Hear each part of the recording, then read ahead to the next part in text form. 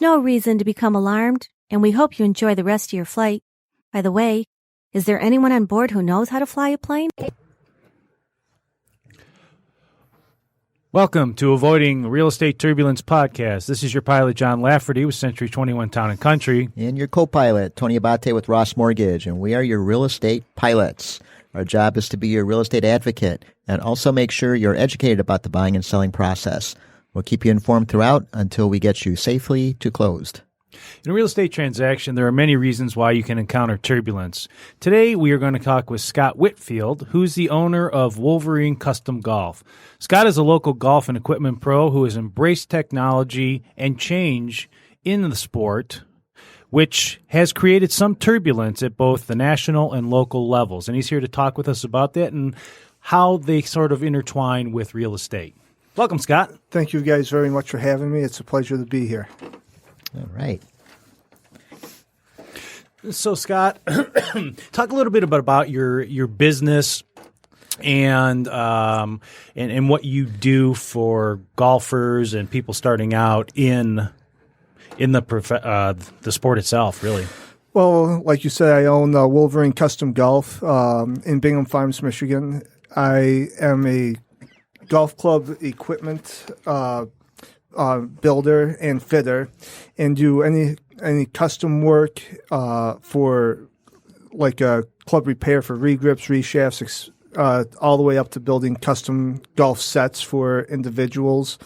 I work with people of all skill levels, from the beginner to top level amateurs, to really help them improve their golf game and help grow the game of golf in a positive way for everybody to enjoy a great game, to be more active, be more social, and just be out in the sun and have fun playing a great game. You and I were talking before about the sort of the intersection of how golf in itself really hit a rough patch in around 2005, really a couple years before the housing market and the Great Recession. And that was really interesting to me. And I wonder if you could talk a little bit about that and why you think it happened and where you think we are now. Well, during the 1990s and early 2000s, we in this country were very fortunate to have a lot of economic success. And with some of the greats just pre-Tiger of people like Greg Norman, Jack Nicklaus, and Arnold Palmer were still very relevant at that time. And then come 1997, we had the introduction to Tiger Woods, which really created in probably a 15-year roughly period of time of golf course development. Golf courses throughout the whole country were just being built up from a phenomenal golf course like Kiowa Island that opened up in about 89, 90 through many great golf courses today. But there was just an economic boom. And with Tiger Woods making the game so interesting, so much enthusiasm to be around the game, that golf courses were being built right and left and not being thought of in how can we sustain a positive growth at this exceptional rate. And come right about 2005, there was an oversaturation of golf courses throughout this country, and many developments stopped or either had to close, or that they were beginning to close in roughly 2005, that they just were not sustainable. Golf maybe had an elitist aspect, which I don't necessarily think that the game of golf is, but it can be perceived that way. But it just became too expensive, too long of rounds. many amateurs thinking that they had to emulate their favorite golfers and just taking too much time potentially away from families and other activities, and people started looking elsewhere to spend their recreational dollar, and the golf industry took a hit and I think that probably about 9-10% of golf courses closed in a very short period of time. It's a big number. Yeah, it is. Yeah. Mm-hmm. And we, as a golf industry, a little bit before I got in there, had to reevaluate how to bring people back into this game. And I think that over the last 8-9 years, with many young individuals, Jordan Spieth, Rory McIlroy, Dustin Johnson, Brooks Koepka, have really helped, Ricky Fowler, have really helped re-enthuse much of the American people into the game. And I think a few people like Lexi Thompson, Lorraine Ochoa, Annika Sorenstam, who are women golfers, really deserve a lot of credit too, to bringing young females into the game too. So I think that the game of golf has gotten to be in a very, very good place today. Even though that we went through troubles many years ago. So he brings up an interesting point, Tony. Yeah. And that's this. You've been doing loans for a long time. So I'm curious what you have seen along the way when people are buying properties or houses on a golf course. At some point, probably back in the heyday, those courses were given or assigned a certain value for maybe where they were located on a golf course. Sure. And maybe at what point did you start to see that, well, maybe that $10,000 bump for being on the golf course as opposed to being across the street, or whatever that might be, that adjustment. Maybe that adjustment isn't so generous, or wasn't so generous, and maybe we're back at a point where it exists again. So I'm just curious, from your perspective as a lender, what did you see as we sort of came into the recession and came out the other side? Yeah. Well, we definitely seen a change for sure. And there was a window of time when, not only were those lots premium lots, they were really, really premium lots. And then, there's still draw, that are going to attract a certain number of buyers. It just seems like the demand is a little less, and that's totally anecdotal. I don't have any numbers to support that. But, it like anything that involves the cost of land, there's the cost of land is going up. So it costs a lot of money for a developer to get that parcel. He's not going to put an 1,800 square foot modest home adjacent to that golf course. He's going to put as much home as he possibly can and flash it up so he can get some profit out of it. I haven't really seen appraisal problems. Not that it doesn't exist, but appraisal problems in that a person bought a home on a golf course maybe 15 years ago, just before the crash, like what you're talking about, and is now feeling pain because the demand isn't maybe what it was. It does seem like there's still some demand, but there just seems to be writing on the wall, from what I can tell, that less people are prepared to pay that high premium on the golf course. Yeah. Do you notice anything from the real estate or mortgage side, be it living on a private golf course versus living on a public golf course? Do you notice much of a difference in that? Well, in that, and this kind of goes back to what we were talking about before the show, like some of the metro courses. The private ones are certainly going to have a higher dollar figure associated to it, more exclusivity, more gated communities are going to be surrounding those kind of things. And I think when you get into a home of that level, whether it's on a golf course or not, you're going to have a segment of the buyer population that just wants that kind of thing. I'm not so sure that the market changes are specifically tied to golf courses themselves. But, we went through a period of time, you remember the term McMansions, Yes. where they're building subdivisions. Yes. Everything was 3,500 square feet and up. And then there was one where a lot of folks were saying, maybe we just don't need that. And I think that's more of like a consumer sentiment thing, as opposed to being driven about whether that McMansion was on a golf course or not. I think it's this overall perception of what people want or not want. It seems like we're seeing, I think this goes back to what you were saying, Scott, just less pure brand new development that is tied to a golf course than there was in years past. Right.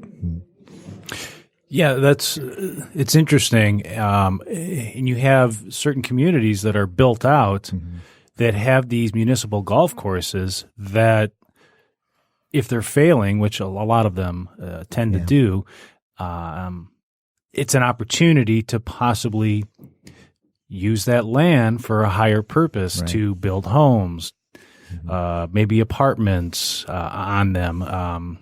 We just saw something like that with Normandy Oaks and Royal Oak, where they are building homes on that property. I believe they set aside about 2/3 of it for parks and other things, but it's an interesting thing to see. These public municipal golf courses going by the wayside, and you can kind of see why, right, Scott? Because a lot of these municipal courses they served a purpose. They were just 9 or 18 holes of straight fairways, not very challenging greens, maybe a few hazards. So I think, and maybe Scott, you can chime in on this, where we're at now with golf courses and houses, right, is people want things that are aesthetically pleasing, things that look nice and feel nice, and I don't think that a golf course is any different now. People like challenging, but if I'm playing a course and I'm going to shoot a 60, then gosh, wouldn't it be great to be playing on the bluffs overlooking Lake Michigan and playing on a course that's killing me and I'm losing balls all over the place? But man, what a beautiful course! And I think there's a correlation there. Yeah, there definitely is a great correlation between people wanting to go out on a golf course and be challenged. That they like what they see, it suits their eye. It's just like a home. You want that golf course to look good to your eye. Unfortunately, and for generally speaking, many municipal run golf courses, the municipalities don't have the money or the time or the energy to put funds back into what could be a great 9 or 18 hole golf course, but they just don't have the money to do so, which is disappointing from my perspective, because I've seen many great municipal golf courses, but they just don't have the funds to compete. And at least in our local market, with Detroit being not necessarily a destination that people want to travel to, an older city, many of the great golf courses around here are private facilities, which can be a good or a bad thing from someone's perspective. But if you're going to play a golf course, people want to play Bloomfield Hills. They want to play Oakland Hills. They want to go to Orchard Lake, Birmingham, Red Run, all of these phenomenal golf courses where Normandy Oaks now struggles. And you've got great golf courses such as Oakland University that is open to the public, that is a fantastic challenge to golfers. People would rather possibly go there than Normandy Oaks or something like that. So it's Sunnybrook, Maple Lane. Which now causes many challenges for the public golf courses, and not just the Metro Detroit area, but even cities, big cities like Detroit, Chicago, New York, Cleveland, kind of the colder weather areas where they are predominantly private facilities. So it's a challenge for golf courses, and with many people that might know other people, it's not necessarily easy to get onto a public or a private facility. It's a privilege to get invited to play there, but it's easier than what some people might think to have those opportunities presented to themselves. So, I think part of it too is a land cost issue. A golf course takes up a lot of land, needless to say. That's how it works. And if you're the developer and you want to build that course and then either turn around and sell it or monetize it in some fashion, you're thinking, well, I could build a course where I'm going to charge $30 a round, or I could build a course where I'm going to charge $100 a round. Well, clearly that more expensive course is going to be the better return, and that's unfortunate. I'm not a golfer anymore like you two are, but as a kid, it was kind of a nice thing to be able to afford golf when you're just working part-time jobs or whatever. It's harder now. I don't think a kid's gonna break out on the weekend and go play Greystone or something like that, where they're gonna pay a big chunk of money. But I think it's hard to build out that whole course and then build it in such a way where you can afford to charge a modest green. What do you call it when you pay for golf? Green fees. Green fees. Yeah. yes. Well, and interestingly enough, you bring up a very good point. These courses that were built in the last 20 years, let's say the Orchards, Greystone, Cherry Creek, West Wind, some of these courses that are further north, they built a big clubhouse with the foresight of, we can have weddings here.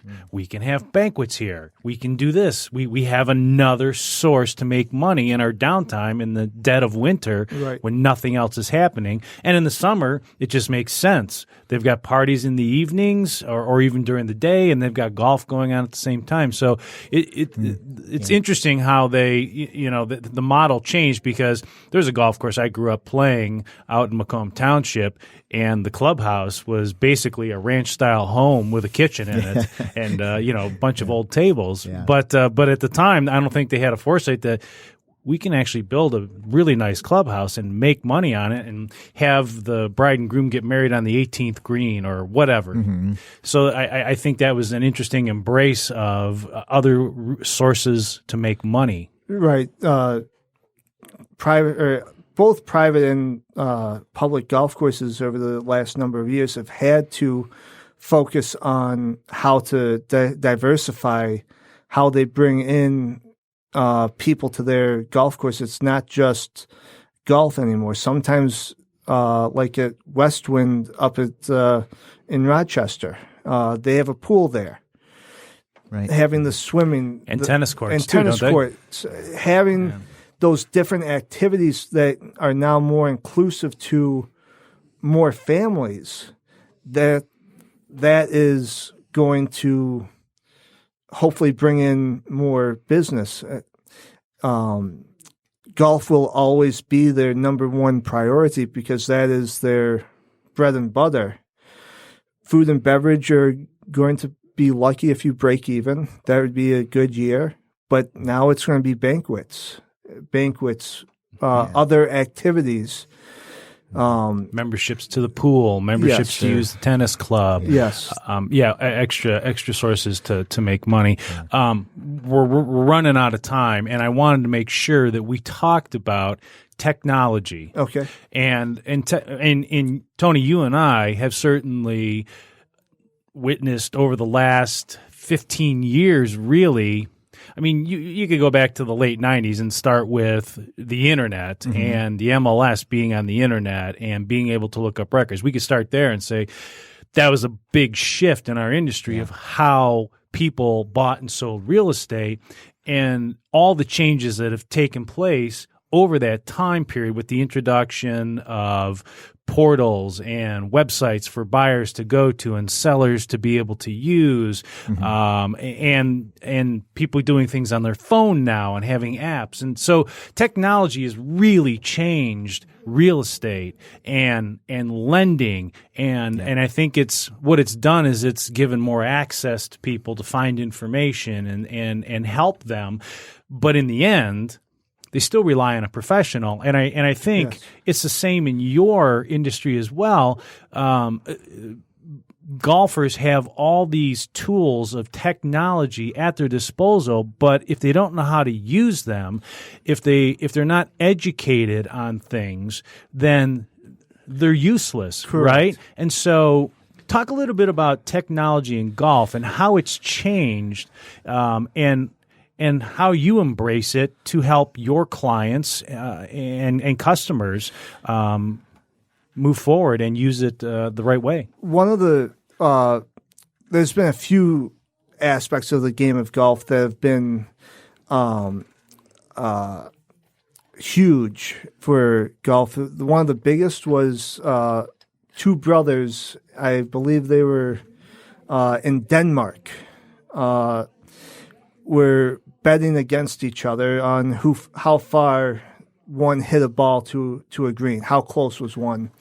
And both of these brothers were and are phenomenally bright and intelligent. I believe in the computer science fields, and they both ended up sitting down and creating TrackMan, which is a ball flight simulator, which as a fitter, for fitters like myself, for teachers, it shoots us back, or after a player hits a golf ball, it gives us 28 different data points on club path, how a person's swinging a golf club and what that golf ball is doing. That has been revolutionary in the golf game. So we now know how far people are hitting the ball and club head speed, ball speed, spin rates, tilt of the axis of the golf ball, and which now is correlated into club head technology, which has really grown over the last 20 years. And especially, you'll notice a huge growth in golf shaft technology, especially graphite shaft. 20 years ago, Tiger Woods won his first Masters playing a steel-shafted driver, which is unheard of today. And with the amount of technology that is going into shaft manufacturing, it is basically as quick as computers are being redeveloped and technology for the computer sciences is basically the same kind of technology speed that we are seeing in golf, with how a graphite shaft is being made to be a top-level performance, and even for many of the steel shafts to get a lighter steel shaft that is still a very sturdy component that can take good amount of load that a golfer will deliver upon the club head, and just the being able to thin out faces of the irons and driver faces so that they are more of a trampoline effect, and being able to create more of an explosion to hit the golf ball further.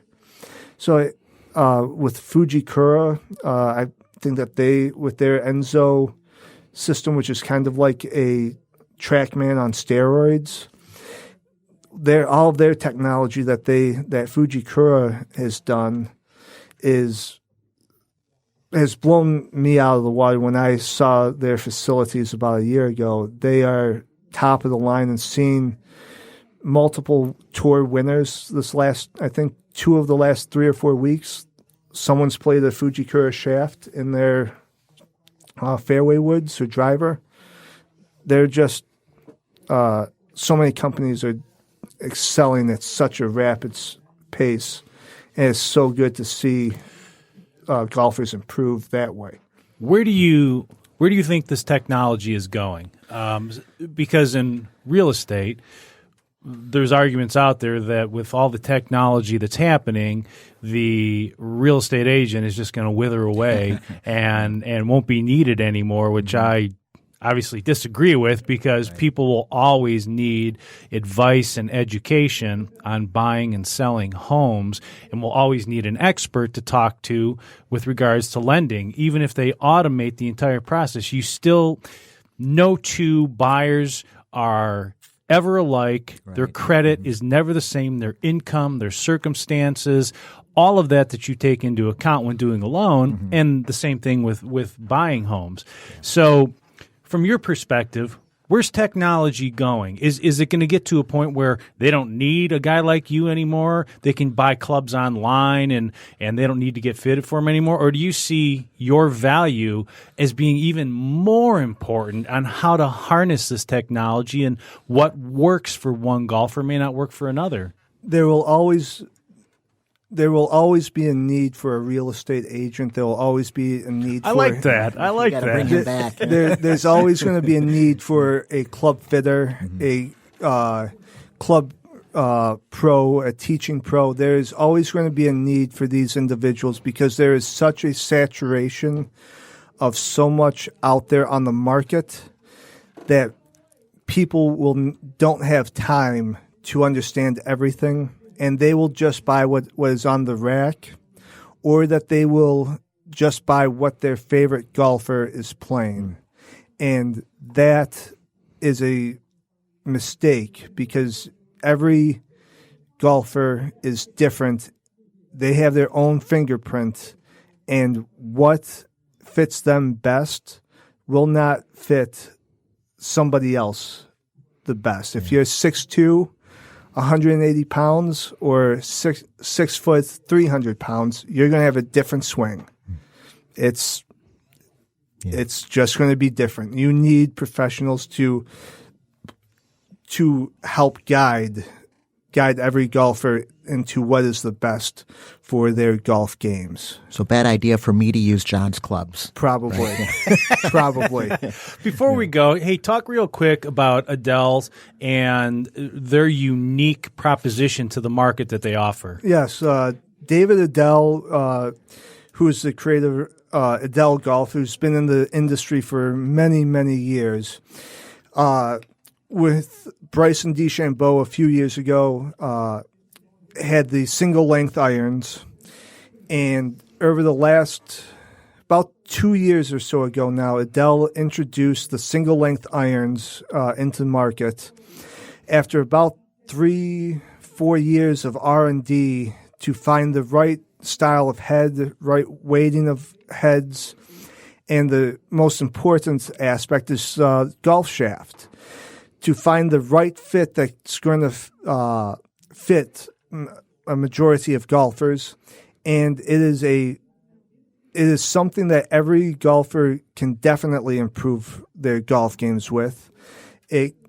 For beginners, it's an easy way to start to learn. For the golfer that has been playing variable length clubs for many years, maybe their game is starting to wane a little bit. Single length will help. Jeez, I think he's talking about me. He's seen you play, huh? Yes.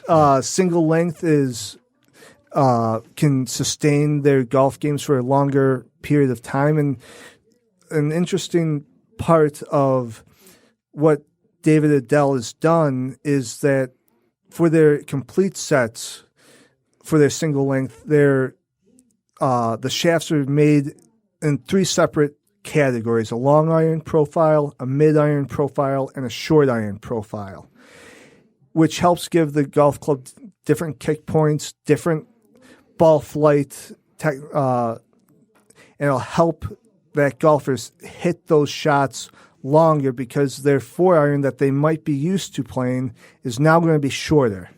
You need to get the kind of height and length to match up what you're used to versus something that is now shorter, and taking an iron or a wedge and now making that longer, like a 9 iron, making it to 37 and a half inches. So, question. Yeah. I think we got about a minute left before we got to go. Are you playing the ball in your stance in the same exact spot, no matter what iron in an Adele bag you're playing? And everything is the same.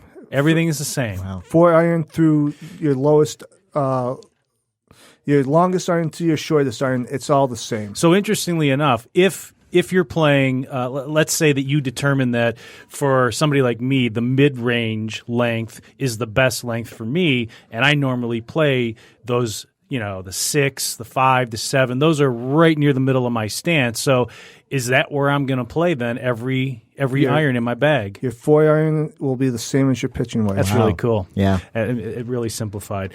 We could talk more about it. Yes. I know we're running out of time, but I wanted to thank you for coming by. Our guest was Scott Whitfield from Wolverine Custom Golf. Thanks for coming by and sharing your knowledge and expertise. If people want to get in touch with you, Scott, how do they reach you? They can reach me. They can visit my website, wolverinecustomgolf.com. That would be the easiest way. All my contact information is on the website. You can shoot me an email or give me a call via my website. My cell phone or my contact information is 248-312-8256. And I'll be more than happy to answer anyone's questions regarding what you are currently playing and what else is out there on the market. I would love to have a conversation with you guys to help your games. Yeah. Great. That's great, Scott. Hey, thanks so much. You're inspiring me to get back into the game. Thank you. Hey, thanks for listening to Avoiding Real Estate Turbulence. If you'd be so kind to subscribe, review, rate, we appreciate it. Please share with your family, friends, and coworkers that they too can find us on Apple Podcasts, Google Podcasts, and Spotify.